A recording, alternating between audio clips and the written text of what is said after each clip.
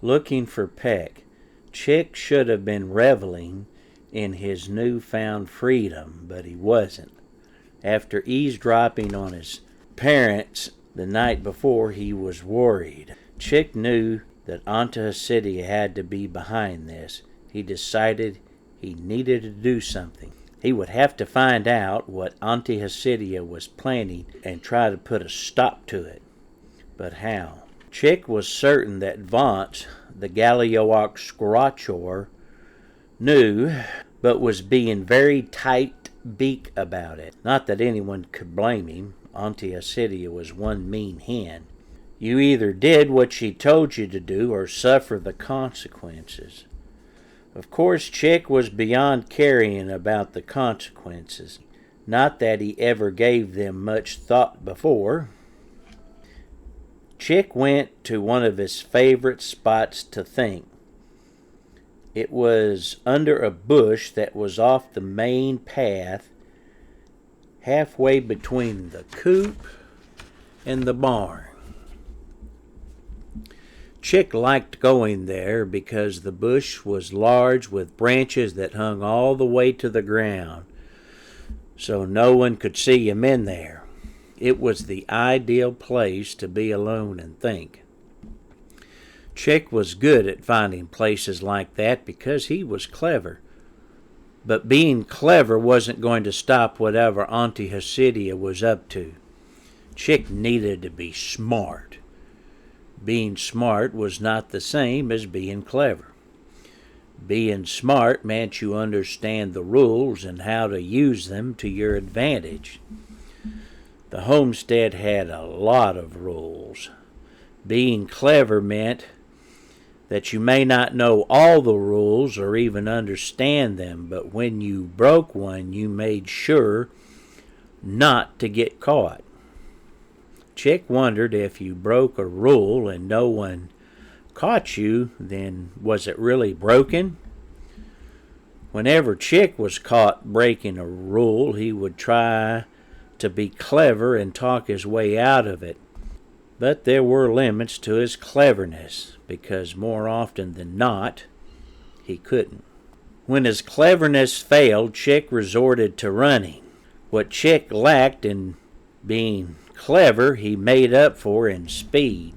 When it came to running, there were few who could catch him. However, running was not an ideal option, because even though Chick could run fast and far, the only problem was that sooner or later he would have to go home. And when he did, his mother would be there waiting for him, and there was no outrunning or out-talking her. Chick knew that whatever Aunty Hysidia was planning was payback for the thumping he gave Bernie.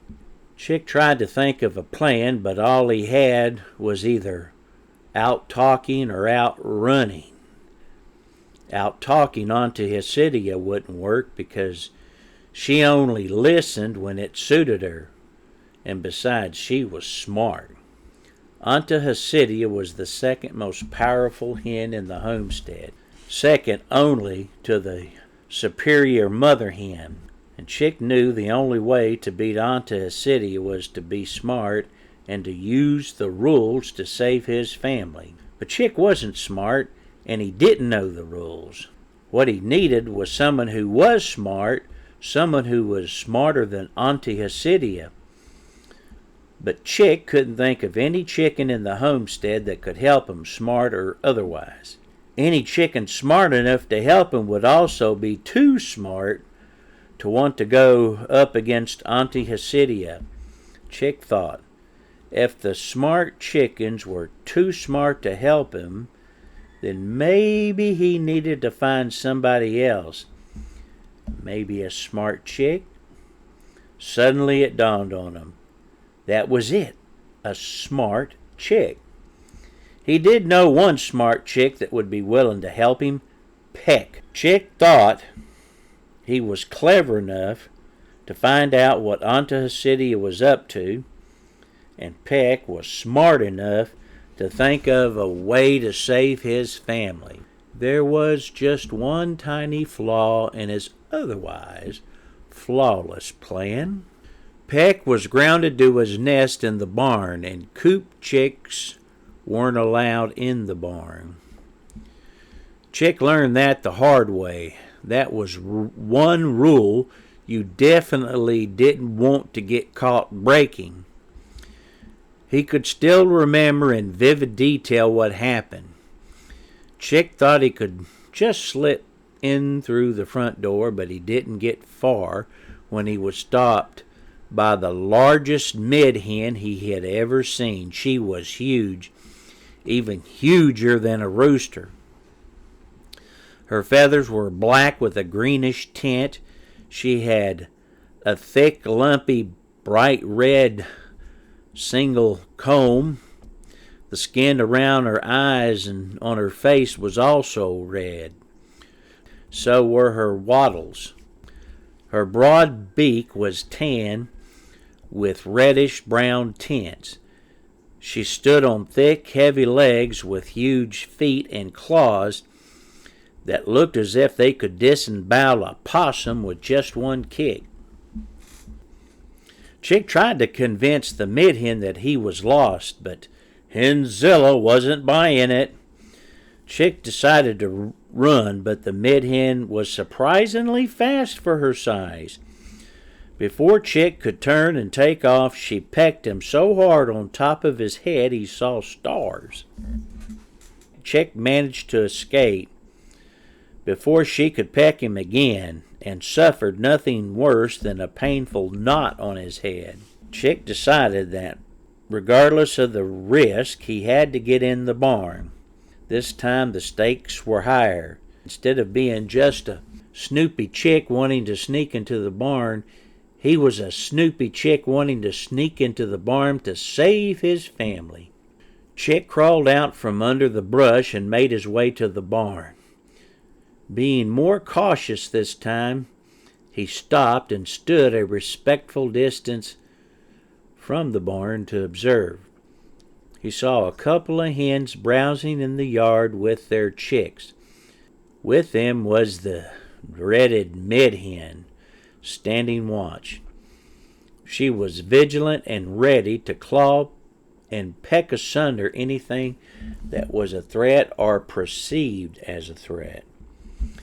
Chick knew that she would attack first and never even bother to ask questions later, except for where should I send the body. He hoped he was far enough away not to attract her attention. When the mid-hen fixed her gaze on him, Chick froze.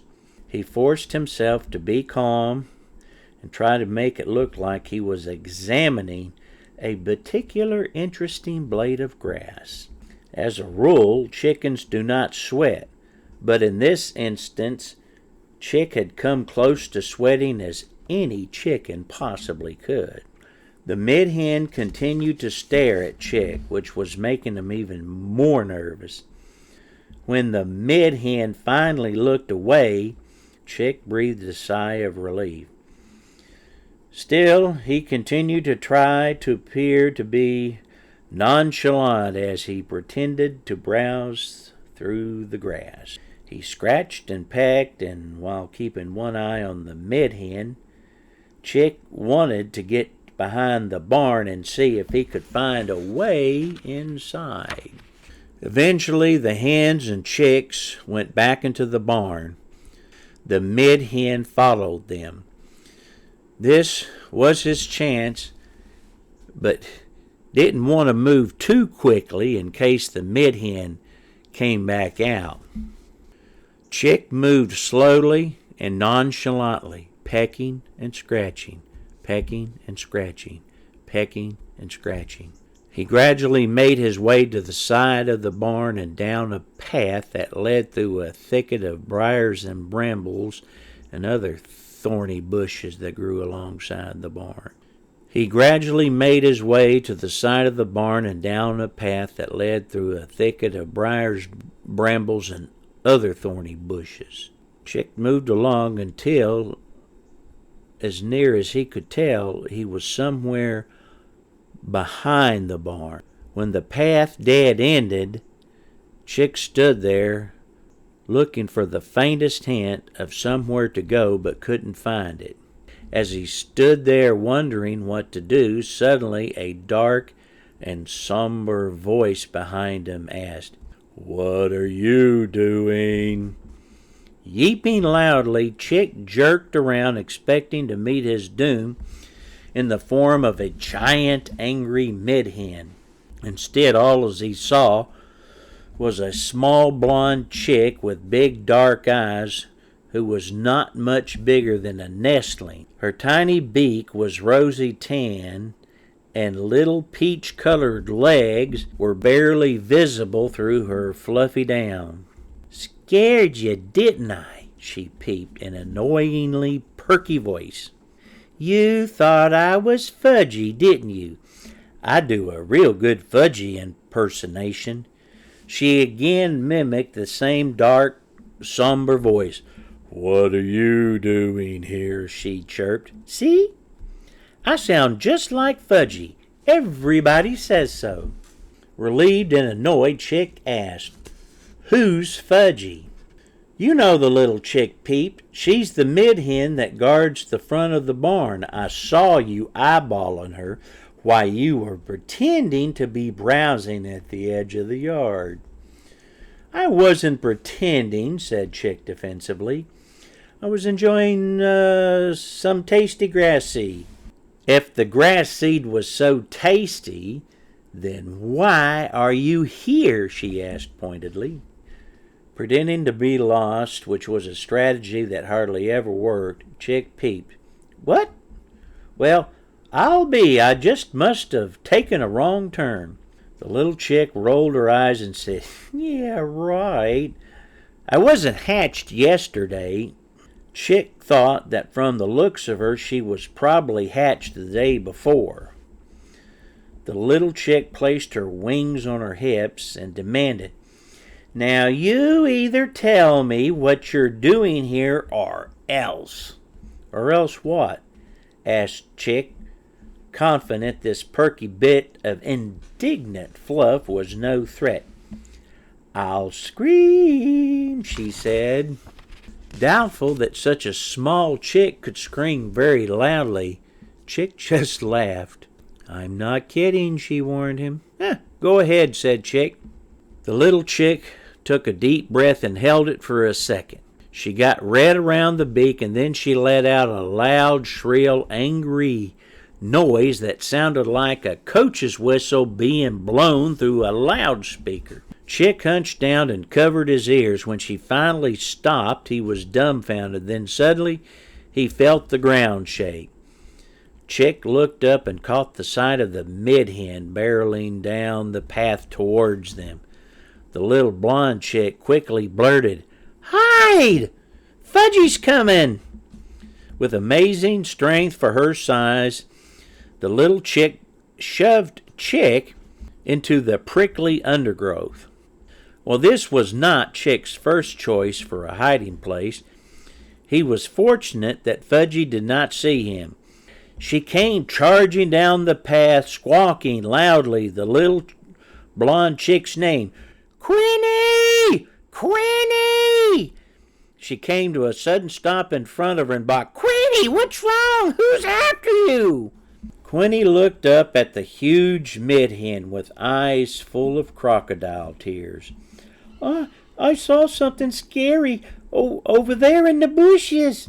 Quinny pointed past Fudgy to a particular brushy area away from Chick. Fudgy quickly turned and tore into the brush where Quinny had pointed, heedless of any thorns, briars, or stickers. The rampaging hen sent bits of vegetation flying. Well away from Fudgy, in his prickly hiding spot, Chick watched, terrified. When the midhead finally stopped, she stood there a moment to examine the carnage. She had ripped up a sizable swath of thorny vegetation. Panting slightly, with an assortment of sticks and leaves stuck in her feathers, she turned to Quinny and said, "Whatever it is, it's gone now." Looking coy with big dark eyes, Quinny wrapped herself around one of Fudgy's huge legs and said, "Oh, Fudgy, you saved my life." Turning red around the beak, a bemused Fudgy put her huge wing around Quinny. Quinny, with a quiver in her voice, and said, "Oh, Fudgy, I was so scared." Fudgy clucked softly. "There, there, love. Fudgy's here. It's all right. Nothing's going to get you while I'm here. You shouldn't be out here by yourself. Even though you're near the barn, there's all kinds of nasties that could be lurking in this brush, ready to do you a mischief." Thinking that whatever had frightened her little charge might still be lurking nearby, Fudgy turned from Quinny and began vigorously pecking and kicking at the brush. Seeing that she was edging over to where Chick was hiding, Quinny anxiously said, "Oh, whatever it was, I'm sure it's gone." "Can't be too careful," said Fudgy earnestly. "It might have been a weasel. They're deadly to chicks, and it could still be lurking hereabouts. One would love to get his nasty snags on a little nugget like you." Chick wanted to slip away, but he couldn't because the brambles held him fast, and any movement to free himself would definitely give him away. Chick just closed his eyes and prayed. Suddenly, Quinny began screaming again. Fudgy jerked around and balked. "What is it? Did you see something?" With big watery eyes, Quinny held out her wing. "I got a boo-boo on my wing, looking through the brush," she whimpered. The mid-hen leaned closer to take a look and tenderly clucked. "Oh, let Fudgy have a look." Sniffing and laying it on thick, Quinny said, "It hurts. Oh, I'm sorry, Fudgy." Fudgy looked at Quinny and said, "Whatever for?" Quinny whimpered, "I shouldn't be such a baby, but it hurts. I just wanted to help you look." "Oh, don't you fret none, little miss," said Fudgy kindly. "You're very brave." Looking closely, Fudgy said, "There doesn't seem to be anything wrong, but you better come in with me." Fudgy then sat down and asked, "Do you think you can climb up on old Fudgy's back so I can carry you?" Quinny sniffed and said, "I'll try."